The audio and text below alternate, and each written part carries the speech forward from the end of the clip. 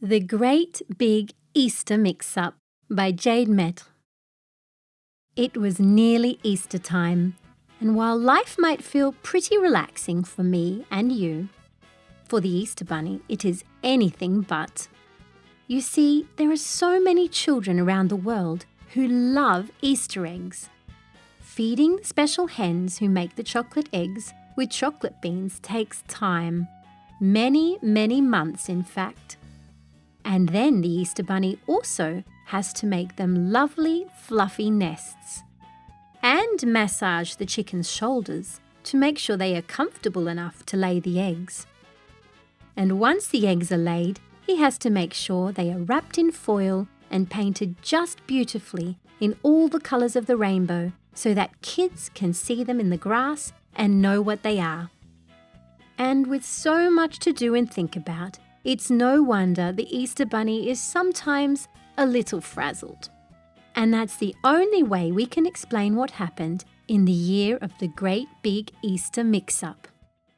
In the year of the Great Big Easter Mix-Up, a cheeky crocodile named Calvin decided he would play a trick on the Easter Bunny.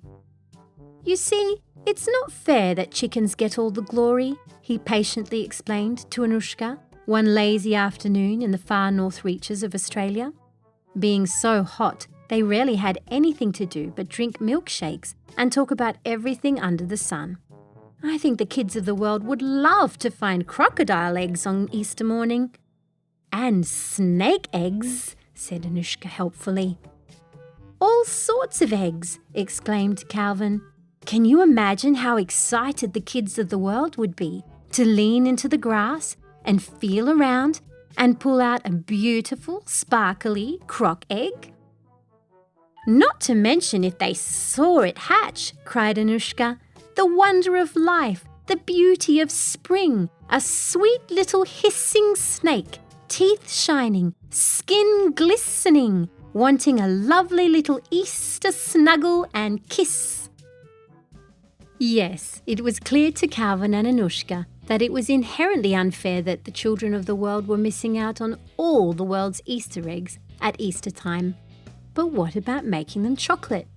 Here's what we do, said Calvin. We'll go find the eggs. We'll paint them in chocolate. We'll put them in the Easter Bunny's laying stalls. The Easter Bunny will take them out, put them in foil, and voila, Easter parity across the world. Anushka thought it was a wonderful idea. So Calvin and Anushka busied themselves. They went to the river and stole eggs from Stanley and Suki Platypus. They looked under scrub and took Erica Echidna's eggs straight from her warm, fluffy pouch. They went to the beach and gathered all the sea turtle eggs that had been laid the previous week by moonlight and snugged safely under sand. They put them in great big sacks, padded with cotton wool so the baby turtles wouldn't notice. They went to the ponds and took all the frog family's gloopy, glistening eggs floating in the shade like little sticky islands. They dived deep into the ocean where the seaweed waved and the swell crashed.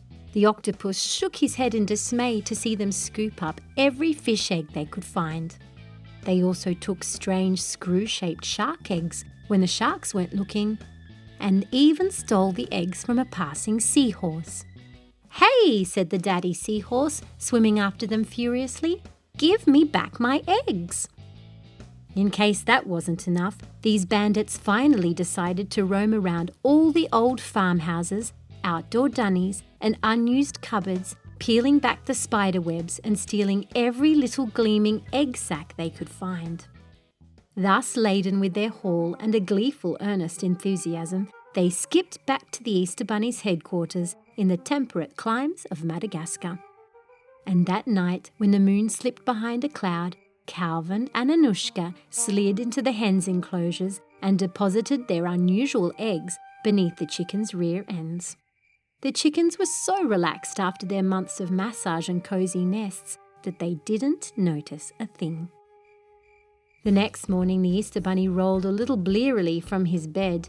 He was still blinking the sleep from his eyes when he went to the hen house and started putting all the eggs in a basket. "Good girls," he mumbled to the chickens.